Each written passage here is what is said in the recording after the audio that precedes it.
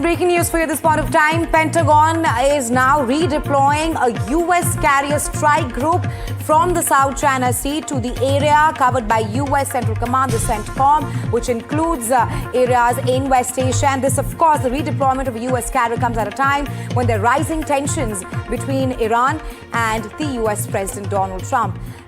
And to decode this further, my colleague Vishnu is now joining me live. Vishnu, tell us more about how crucial is this and what kind of messaging is being sent across with Pentagon redeploying a U.S. carrier strike group in the area. Well, I would, suggest quite immediately that America's potential strikes on Iran are not premised on the arrival of this carrier strike group. This is the carrier strike group involving the aircraft carrier USS Abraham Lincoln.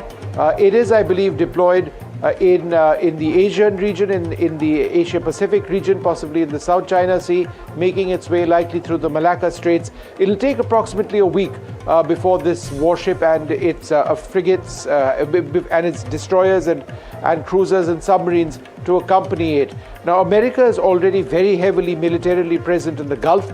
They've got bases all over the place. There is a large deployment of US fighter aircraft as well. And therefore, while a carrier strike group, which has been at the center of American attack forces as part of their doctrine, that ship, when it does arrive, is all very well. It'll take about a week for it to arrive. But America can go ahead and do strikes essentially when it wants. Right, Vishnu, and this, of course, at a time when Iran has also warned its neighbors that that the U.S. and Israel military targets can become legitimate targets if there's any attack by the United States of America. And now we're breaking this on NDTV that U.S. is now redeploying its carrier strike group in the area. Over to you, Vishnu.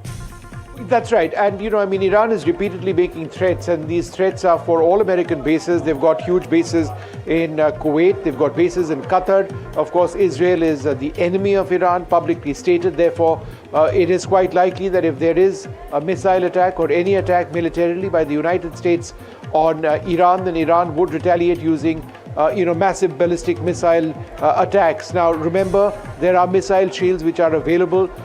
There are missile interceptors which are available for US forces and Israeli forces. The worry is how many incoming ballistic missiles actually leak through that, because if they do, it becomes quite dangerous. But it does appear that military strikes against Iran cannot be ruled out at this moment. The statements made by the US President Donald Trump are particularly belligerent, and therefore the days ahead will prove to be absolutely critical. Let's see what exactly happens.